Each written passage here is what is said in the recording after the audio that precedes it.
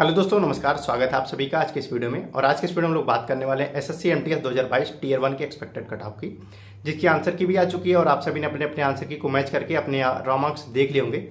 ठीक है, तो चलिए वीडियो को शुरू करते हैं। और उससे पहले दोस्तों, अगर आप चैनल पर नए हैं तो चैनल को जरूर सब्सक्राइब कर लिए, बेल आइकन जरूर प्रेस कीजिए और वीडियो को ज़्यादा से ज़्यादा शेयर कीजिएगा अपने सभी दोस्तों तक जिन्होंने एसएससी एमटीएस 2022 टीयर 1 का एग्जामिशन दिया है। ठीक है, तो दोस्तों कट ऑफ को जानने से पहले मैं आप सभी को कुछ पॉइंट बता दूं जो कट ऑफ पे इम्पैक्ट डालते हैं। सबसे पहले क्या होता है कि देखिए, नंबर ऑफ वैकेंसी सबसे मेन फैक्टर होता है, नंबर ऑफ वैकेंसी। ठीक है, उसके बाद जो होता है देखिए टोटल फॉर्म फिलअप, ये ज़्यादा मैटर नहीं करता। हाँ, मैटर ये करता है कि कितने बच्चों ने पेपर को अटेंड किया है। ठीक है, यानी कि अटेंडेंस जो है वो मैटर करती है कि कितने अटेंडेंस रही है आपकी, नंबर ऑफ वैकेंसी। उसके बाद जो है आपका क्या है कि अटेंडेंस जो है। ठीक है, और सबसे ज़्यादा इम्पैक्ट क्या डालता है आपका जो पेपर का जो लेवल है, पेपर का लेवल इजी था, मॉडरेट था या फिर डिफिकल्ट था। तो ये सारी तीन चीज़ें जो होती हैं ये कट ऑफ पे इम्पैक्ट डालती हैं। ठीक है, और सबसे ज़्यादा इसमें इम्पॉर्टेंट होता है जो पेपर का लेवल। अगर आसान आ गई तो आपकी कट ऑफ भागेगी, क्योंकि आप सभी को पता होगा कि देखिए वैकेंसी कम होती है और जो एप्लीकेशन वो ज़्यादा होते हैं। ठीक है, और नियर अबाउट 50% 40% तो अटेंडेंस हर एग्जामिनेशन में रहती है। तो अब मान लीजिए एसएससी एमटीएस में अगर बात करें तो वैकेंसी कितनी थी आपकी, 12,500 कुछ वैकेंसी थी, जिसमें से 12,000 आपकी एसएससी एमटीएस की वैकेंसी थी और जो हवलदार की जो वैकेंसी थी वो आपके 500 के आसपास पोस्ट थी। ठीक है, ये हो गया। दूसरा चीज़ क्या हो गया, अब देखिए एक चीज़ और जो होता है जो कट ऑफ पे थोड़ा सा इम्पैक्ट डालता है कि देखिए कितने गुना कैंडिडेट सेलेक्ट किए जा रहे हैं, कितने गुने वैकेंसी के लिए। ठीक है, मतलब वैकेंसी की कितने गुने बच्चे को सेलेक्ट कर रहे हैं ये लोग आगे के प्रोसीजर के लिए। हालांकि अब एमटीएस में तो ज़्यादा कुछ प्रोसीजर है नहीं, एक ही शिफ्ट में एग्जाम से, मतलब एक ही फेज का इसमें है, पेपर 1 ही होगा, उसके बाद और कोई स्टेप नहीं है इसमें। ठीक है, आप सभी ने देखा होगा जो एग्जामिनेशन आपका हुआ है उसमें जो फॉर्म थे वो 54 लाख फॉर्म पड़े थे, जिसमें 40% अटेंडेंस थी। ठीक है, तो यानी कि 21 लाख के आसपास स्टूडेंट ने पेपर दिया है। ठीक है, ये हो गया। और दूसरी चीज़ क्या है कि अभी आपने देखा कि जो पेपर का लेवल था वो मॉडरेट लेवल का था, इजी टू मॉडरेट ही था, डिफिकल्ट तो नहीं कहेंगे उसको। ठीक है, अब देखिए आगे जो होता है कि जो अभी आपने देखा जो वैकेंसी थी 12,000। ठीक है, फॉर्म पड़े थे 54 लाख और अटेंडेंस थी आपकी 21 लाख। ठीक है, अब आपने पेपर में देखा होगा कि आप सभी ने कि जो पेपर का लेवल था वो आसान ही था, एक तरह से आसान और मीडियम के बीच में था।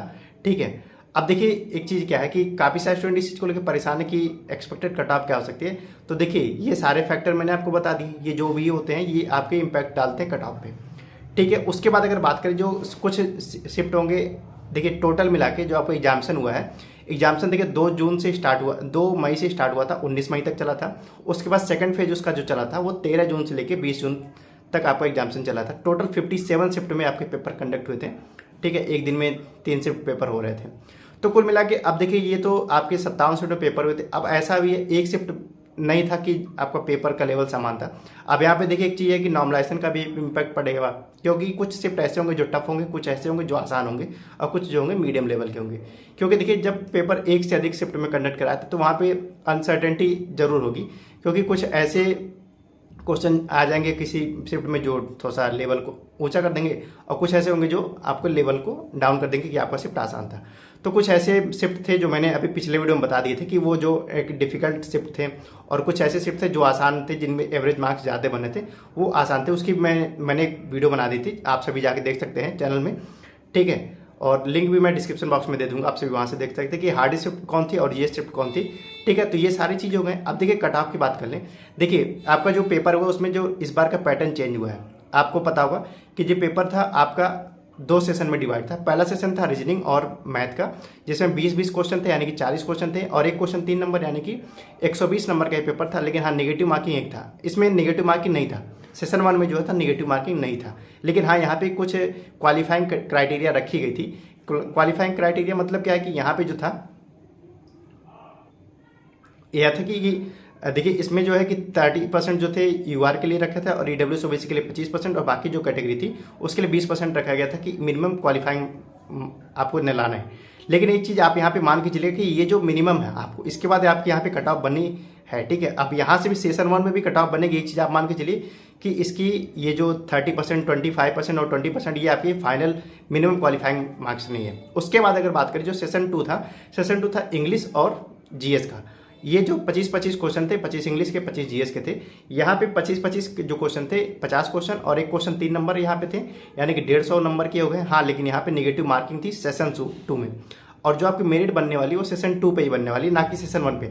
हाँ, सेशन 1 जो था क्वालिफाइंग था, लेकिन अभी जो मिनिमम क्वालिफाइंग था वो तो रहेगा ही रहेगा, उतना तो आपको लाना था। लेकिन उसके बाद जो है आपकी हो सकता है कि एक कट ऑफ बनाई जाए जिसमें कुछ बच्चों को सेलेक्ट किया जाएगा वैकेंसी के अकॉर्डिंग, ठीक है। 7 गुना 8 गुना बच्चों को लिया जाएगा। अगर 7 गुना 8 गुना भी लिया जाएगा तो आपके 80 से 90 हज़ार बच्चे लिए जाएंगे पेपर में, ठीक है। सेकंड, उसके बाद जो आप सेकंड शिफ्ट जो सेकंड फेज है उसके हिसाब से एक फाइनल कट ऑफ बनाई जाएगी, ठीक है। ये हो गई बात। अब आपने देख लिया जो सेशन 1 है उसमें कम से कम आप इतना मान के चलिए कि अगर आपके जो नंबर हैं वो 90+ हैं तो आप इतना मान के चलिए कि आप 100% सेफ हैं, ठीक है। सेशन 1 की मैं बात कर रहा हूँ। लेकिन अगर बात करें सेशन, अब यहाँ पे कुछ ऐसे बच्चे आपने देखे होंगे जिनके सेशन 1 में अच्छे नंबर थे, ठीक है, लेकिन सेशन 2 में जाके उनके मार्क्स थोड़े से डाउन हो गए। क्योंकि देखिए इंग्लिश और जीएस पेपर ऐसे होते हैं, ये आदमी जो भी स्टूडेंट होते हैं वो करने को करते जाते हैं कि लगता है कि हम इंग्लिश सही करें, जिनकी इंग्लिश अच्छी होगी, ठीक है, और जीएस होंगे एवरेज होंगे तो भी ठीक है। लेकिन इंग्लिश में क्या होता है कि अगर आपकी इंग्लिश अच्छी नहीं है तो आप फिर भी फीलिंग के हिसाब से करते जाते हो, ठीक है, और हर कोई अपने हिसाब से हर क्वेश्चन सही करता है, ठीक है। ये हो गया। और फिर जीएस में क्या होता है कि कुछ सिली मिस्टेक हो भी जाते हैं, आसान क्वेश्चन भी अगर आपकी तैयारी अच्छी है तो भी गलत हो जाते हैं। तो यहाँ पे काफ़ी सारे माइनर मिस्टेक भी हुए होंगे काफ़ी सारे स्टूडेंट से, जिनके सेशन 1 में अच्छे स्कोर हैं और सेशन 2 में जो है डाउन हो गए। मैंने ऐसे कई सारे स्टूडेंट को देखा भी है, ठीक है। ये हो गई बात। अब उसके बाद चलिए देखते हैं जो कट ऑफ की बात करें। देखिए अगर यूआर कैटेगरी में बात करूँ, अगर 30 क्वेश्चन से लेकर 35 क्वेश्चन के बीच में आपके हैं, जो मैं अगर 30 से 35 के बीच में अगर बात कर रहा हूँ, यूआर, ओबीसी और ईडब्ल्यूएस, इन 3 कैटेगरी की मैं बात कर रहा हूँ, यूआर, ओबीसी और ईडब्ल्यूएस, ठीक है। यहाँ पे क्या है कि अगर 30 से 35 नंबर हैं आपके, 30 से 35 क्वेश्चन हैं, 30 से 35 क्वेश्चन करने का इन द सेंस है कि जैसे मान लिया आपने कुछ क्वेश्चन अटेंड किए, ठीक है, उसके बाद कुछ क्वेश्चन गलत हो गए, तो गलत को निकालने के बाद जो आपके जो बच रहे हैं वो अगर आपके उतने हो रहे हैं 30 से 35 यूआर, ओबीसी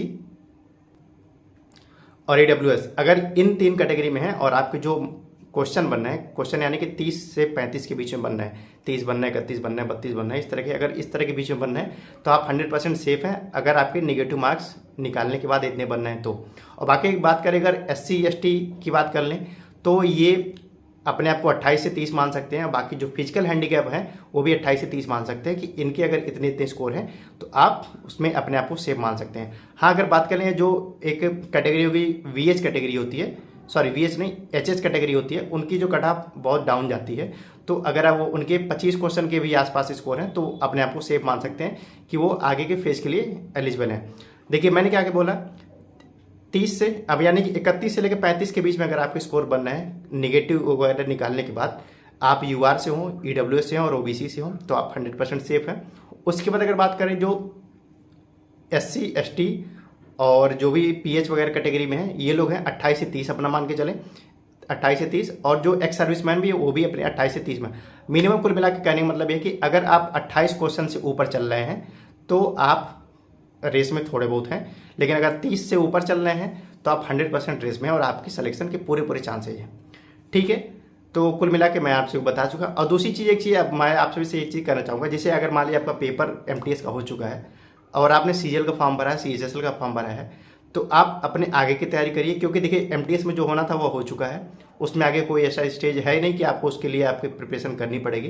तो जो हो चुका है उसको हो चुका है, और आप अभी CGL का एग्जामिनेशन स्टार्ट होने वाला है, अगर CGL के स्टूडेंट हैं तो आप इसके कटाव के चक्कर में बिल्कुल ना पड़ें, और अगर CHSL के तो वो भी यही काम करिए। आगे कोई भी एग्जामिनेशन है तो आप उसकी तैयारी करिए। बाकी MTS में जो भी होना था वो हो चुका है, आपके कुछ दिन में SSC के द्वारा रिजल्ट भी आ जाएंगे, तो आप दूध का दूध पानी का पानी हो ही जाएगा।